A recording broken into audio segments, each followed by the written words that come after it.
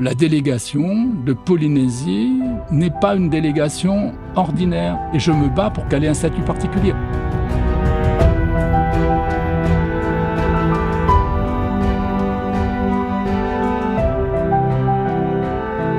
Bienvenue dans Passeurs d'Histoire, le podcast de la mémoire. S'engager par Denis, sauvegarder la mémoire en Outre-mer. Quand j'ai accepté de prendre la délégation du Souvenir français, je me suis engagé, c'est-à-dire que je voulais m'investir totalement et faire rayonner les valeurs du Souvenir français au travers de la Polynésie. Cet engagement n'est pas quelque chose de superficiel, c'est quelque chose de très profond et qui rejoint un peu la transmission. On ne peut transmettre que si l'on est personnellement convaincu de ce que l'on a à transmettre. Il faut s'investir, il faut intéresser les jeunes, il faut convaincre, il faut être passionné. Je suis Denis Michel, je suis né le 15 février 1946 à Joinville, en Haute-Marne. J'ai été nommé délégué général de la Polynésie française en 2018. Je vis en Polynésie depuis les années 2000. Je suis un pur produit de promotion sociale de la République française. Et j'ai plaisir à le dire parce que je suis entré dans l'armée de l'air à Saintes comme apprenti mécanicien, on dit Arpette, à l'âge de 16 ans et demi avec comme seul diplôme le BEPC. Et j'ai terminé ma carrière avec le grade de général. Et je dois dire que je rends hommage à mon instituteur qui m'a encouragé à aller au collège. Je suis donc entré à l'école militaire de l'air en 1971 à Salon-de-Provence. Et j'ai fait mon pilotage de base sur Fouga Magister à Salon-de-Provence. J'ai également été breveté parachutiste en 1971, comme tous les officiers ou aspirants officiers de l'armée de l'air. J'ai passé un brevet de pilote d'avion de transport à Avord, puis un brevet de pilote d'hélicoptère au Bourget-du-Lac en 1974. Mes différentes affectations m'ont amené à Reims, Salon-de-Provence, Cazaux, Chambéry, Nouvelle-Calédonie, puis en région parisienne, à la direction des centres d'expérimentation nucléaire. Et c'est à ce moment-là que j'ai découvert la Polynésie. En 1995, à la reprise des essais nucléaires, j'ai eu la responsabilité de mener à bien le démantèlement du site de Mururoa. J'ai terminé ma carrière à Metz avant de revenir à Tahiti pour exercer les fonctions de directeur technique dans une entreprise privée. Alors pourquoi et comment je suis arrivé au Souvenir français? En Polynésie, il n'y avait pas de correspondant.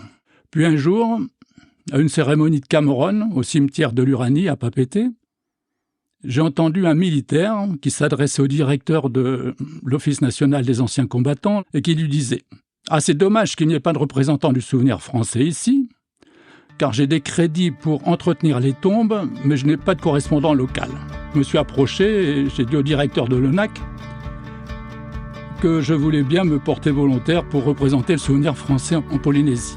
C'est là que le déclic s'est produit et que l'aventure a commencé.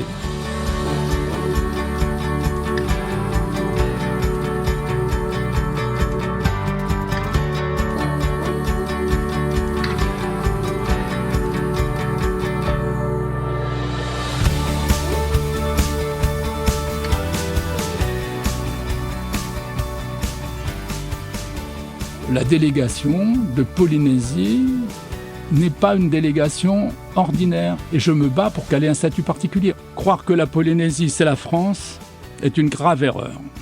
Ce n'est pas la même culture. La Polynésie française est un pays d'outre-mer qui dispose d'une large autonomie. Elle possède un gouvernement, un président, une assemblée de Polynésie. La France conserve les compétences régaliennes, défense, justice, monnaie, le franc pacifique qui est indexé sur l'euro. L'originalité, c'est que les lois françaises, pour être appliquées en Polynésie, doivent être votées par l'Assemblée de Polynésie. Pour ne donner qu'un exemple, la loi de 1905 sur la laïcité n'est pas appliquée en Polynésie. L'éducation relève à la fois du gouvernement local, avec la DG2E, Direction générale de l'éducation et des enseignements, qui gère l'enseignement primaire, une partie du secondaire, collège, lycée, en coordination avec l'État, qui valide les diplômes qui sont remis en Polynésie. Au plan géographique, la Polynésie française, répartie en 5 archipels, c'est un territoire de 118 îles, dont certaines ne sont pas habitées et accessibles uniquement par la mer, réparties sur un territoire grand comme l'Europe, environ 4000 km². C'est 280 000 habitants, l'équivalent d'une ville comme Limoges, dont 160 000 sur l'île principale de Tahiti. Au plan culturel, la Polynésie française a une culture très vivante basée sur la famille élargie, Ohana, le respect des anciens, le métois, et il existe un fort lien avec la nature et l'océan. Il y a des traditions fortes, les danses, le tatouage polynésien, chargé de sens héréditaires, la musique, les chants, l'artisanat. L'événement majeur est le Haiva, à Tahiti, festival culturel annuel qui se passe au mois de juillet tous les ans. C'est une économie insulaire dépendant des importations, dont les activités clés sont le tourisme, la perliculture, la pêche et l'artisanat, avec un coût de la vie élevé qui est lié à l'éloignement géographique. Au plan religieux, les missionnaires protestants sont arrivés les premiers, suivis par les catholiques. Leur rôle a été majeur et durable, surtout à partir de la fin du XVIIIe siècle. Leur action a profondément transformé la religion, la société, la culture et le pouvoir politique. Il y a eu une conversion progressive des Polynésiens au christianisme, avec la disparition ou marginalisation des religions traditionnelles polynésiennes, le culte des dieux, les marae, etc.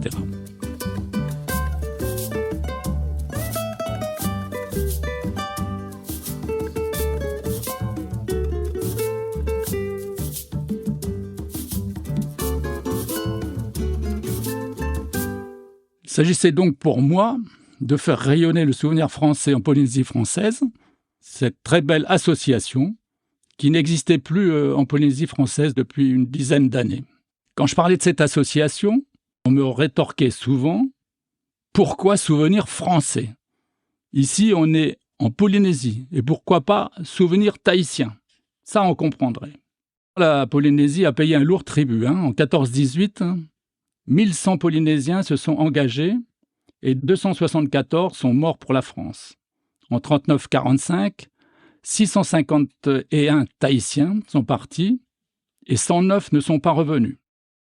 Au cours des visites protocolaires, j'ai eu la chance de rencontrer au vice-rectorat un inspecteur, M. Olivier Apollon, le référent mémoire, qui m'a tout de suite ouvert les bonnes portes, qui s'est beaucoup investi et qui connaissait très bien le souvenir français pour avoir vécu auparavant dans l'Est de la France.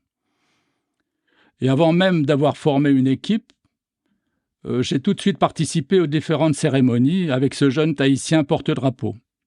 J'ai eu la chance de trouver un jeune Polynésien qui était en seconde à l'époque, qui a bien voulu occuper cette fonction. Je préférais vraiment mettre un jeune porte-drapeau au milieu de tous les anciens en transmission, en mélangeant les générations.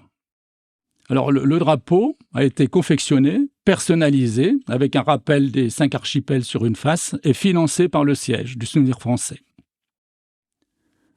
On a commencé par l'opération Rosier de la mémoire. Nous avons réussi à contacter les familles et aller dans les différents cimetières. Dans l'île de Loaïné, qui est à 30 minutes de vol de Tahiti, j'étais reçu par une association d'anciens militaires. Le maire s'est déplacé et nous avons planté non pas un rosier, mais un hibiscus sur chacune des tombes. En particulier, l'une d'elles était implantée dans un jardin de la propriété de ses parents, ce qui se fait encore couramment en Polynésie. Un autre moment fort, c'est à Papeete, au cimetière de l'Uranie. Au moment de son intervention devant la pierre tombale, la sœur du défunt a éclaté en sanglots en parlant de son frère, mort pourtant depuis plus de 15 ans. Ça a été une grande émotion pour tous. Assister aux différentes cérémonies ne suffisait pas. Il a donc fallu créer une équipe. J'ai tenu à m'entourer de proches de différents milieux.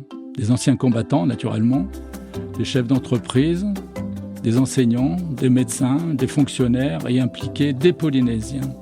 Mon credo est que nous sommes une association mémorielle et non pas une association d'anciens combattants.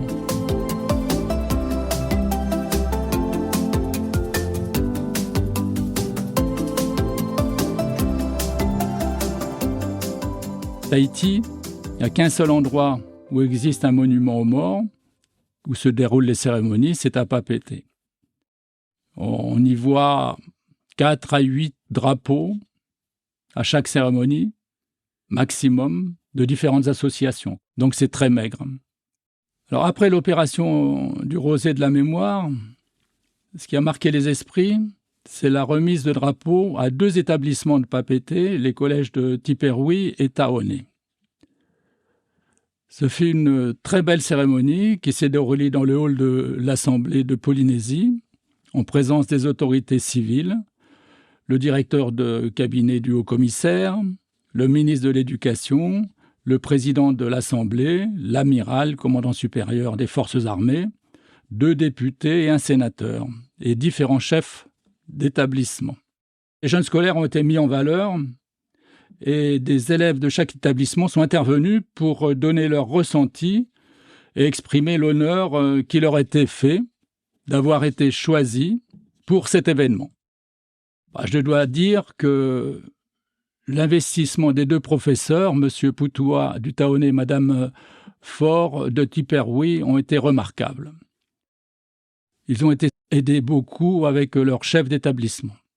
Mais pour arriver à ce résultat, il a fallu convaincre les représentants du territoire et les représentants de l'État. L'honneur supplémentaire, c'est que c'était la première fois que cette manifestation se faisait dans un territoire ultramarin. Voilà, elle a été relayée naturellement par la télévision locale et dans la presse. Lorsque j'ai été nommé délégué général, le directeur de l'ONAC m'avait dit « Si vous voulez faire connaître le souvenir français, il faut faire rapatrier 2 poilus qui sont enterrés à Sydney depuis 1917. Cette affaire traînait depuis une dizaine d'années. Le cimetière de Sydney où étaient enterrés ces 2 poilus risquait de disparaître. Autour de moi, j'ai eu la chance de trouver des descendants de ces poilus et le dossier a pu aller à son terme. Les dépouilles des 2 poilus ont pu être rapatriées et réinhumées à Tahiti le 25 juin 2022. Les dépouilles ont traversé la ville avec beaucoup de foule de chaque côté. C'était une grande fête. Ils ont reçu les honneurs militaires et une cérémonie a eu lieu au cimetière de l'Uranie à Papeete. Et là, le souvenir français a eu l'honneur de la presse parce qu'il était un des principaux instigateurs de cette affaire. C'était un grand moment et donc le souvenir français a vraiment pris son essor à ce moment-là.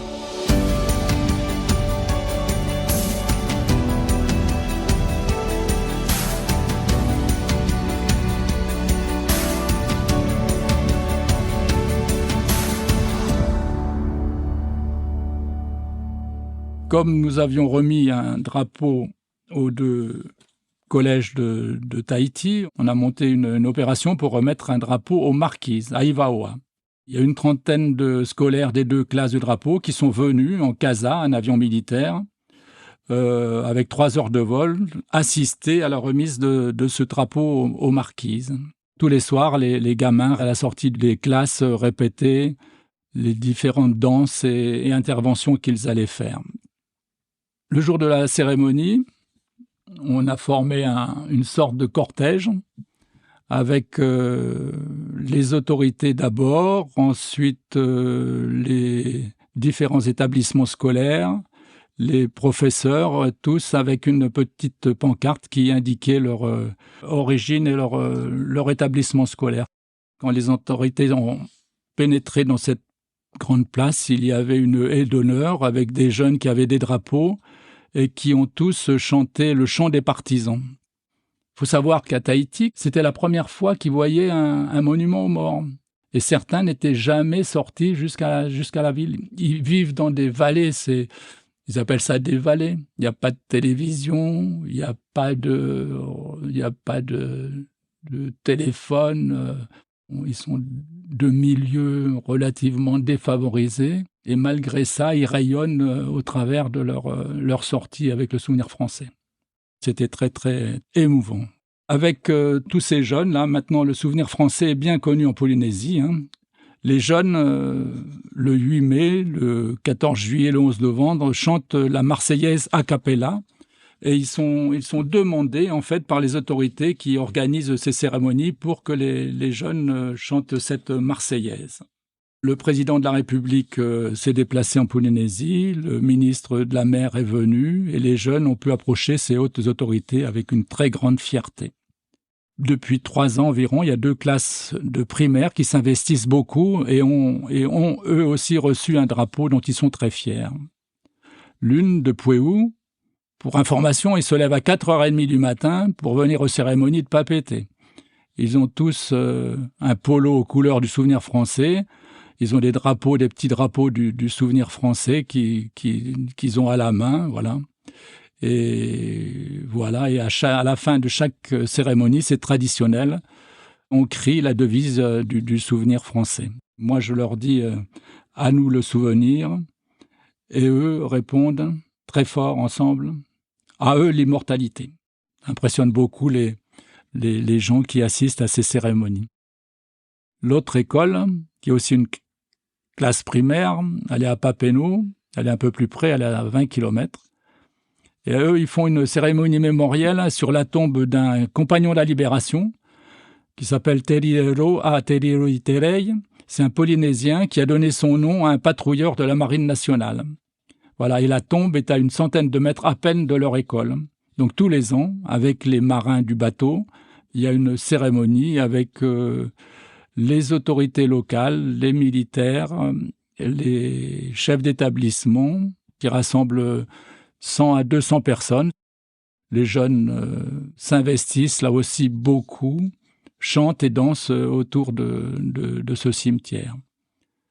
La tombe de cet ancien compagnon de la Libération était dans un cimetière abandonné. Personne ne savait où était la tombe et on l'a redécouvert. Le Souvenir français l'a remise en valeur, l'a entretenue, a mis une stèle avec une plaque du Souvenir français au cours d'une de ces cérémonies. Aux différentes cérémonies auxquelles assistaient les jeunes tahitiens, là, je leur remettais des drapeaux du Souvenir français et aussi, pour ne pas choquer les Polynésiens, je leur donnais un drapeau de la Polynésie française. C'était à peu près moitié Souvenir français, moitié drapeau de la Polynésie française. Désormais, depuis ça fait 1 an que je ne pense même plus à leur donner de drapeau de la Polynésie française. Ils ont tous un petit drapeau du Souvenir français. Et les jeunes étaient très fiers. Au cours du 11 novembre, on a créé ce drapeau bleu, blanc, rouge à l'aide des autorités d'abord, qui ont mis une fleur chacun, des visiteurs et des jeunes. Bon, et je me suis rendu compte que les fleurs qu'on avait choisies en bleu, blanc et rouge, il en manquait une dizaine. Et quand je levais la tête, je voyais les jeunes filles qui avaient la fleur sur l'oreille, sur leur oreille. Parce que là-bas, la tradition, c'est de mettre la fleur sur l'oreille. Donc je pense que les jeunes avaient trouvé ça très joli. Et là, dans la foule, il y avait plein de personnes qui avaient la petite fleur sur l'oreille. Cette opération-là d'une seconde vie pour les drapeaux a été un franc succès. Il s'agissait d'impliquer les jeunes, de leur donner un moyen, un support pédagogique qui sorte un peu de leurs cours magistraux ou non d'histoire qu'ils avaient avec leurs professeurs, d'avoir une intervention extérieure. Quand on remet un drapeau dans ces collèges, dans ces écoles primaires, on se déplace, on leur explique ce que c'est qu'un drapeau, ce qu'il représente, quelles sont les valeurs de la République, quelles sont les valeurs que représente et que te transmet ce drapeau. En plus, on remet ce drapeau un peu à la façon des militaires, c'est-à-dire qu'il y a 6 jeunes dont un qui est porte-drapeau et les 5 autres font partie de la garde au drapeau. Donc il y a une remise officielle au porte-drapeau qui se déplace avec et sans drapeau, qui rejoint sa garde. Et ensuite, tous les élèves se déplacent en marchant au pas derrière leur drapeau et leur porte-drapeau. Et ça, c'est un franc succès pour leur inculquer, je pense, les valeurs de la République d'une façon non indigeste.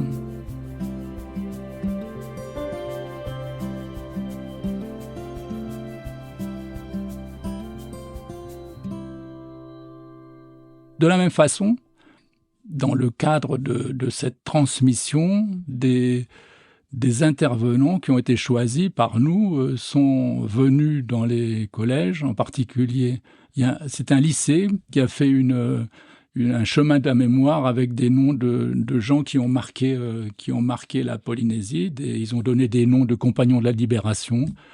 John Martin, par exemple, Teriru Terei, Bernardino. Bernardino, qui est compagnon de la libération, n'est pas mort au combat, il est mort en Polynésie, mais sa fille l'a bien connu.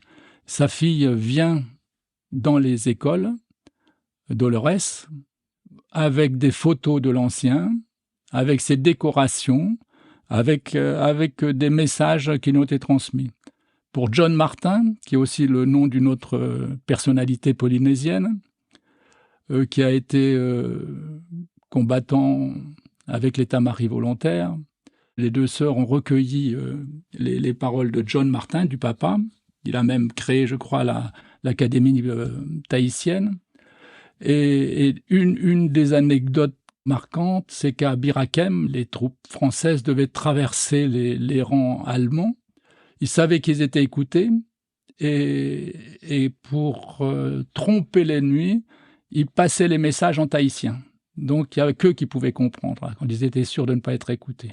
Et au travers de cet engagement, évidemment, j'avais des personnes en face de moi, des jeunes, des scolaires, j'avais des professeurs.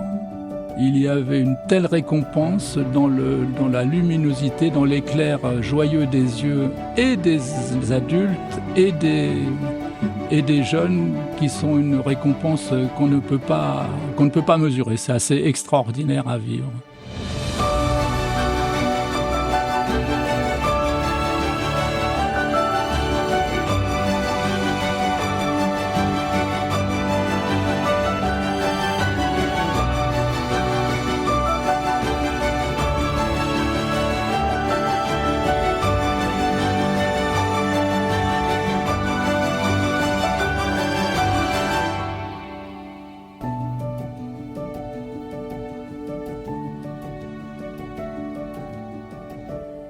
En conclusion, je voudrais dire que cette année, il va y avoir beaucoup de commémorations. En Polynésie en particulier, on va faire le 80e anniversaire du retour des tamari volontaires, et ce qui va marquer énormément les esprits des Tahitiens jeunes et moins jeunes. L'histoire enseignée à l'école ennuie parfois. La jeunesse polynésienne est de plus en plus tournée vers l'histoire locale, arrivée des Polynésiens, coutumes locales, ou bien de plus en plus tournée vers les réseaux sociaux.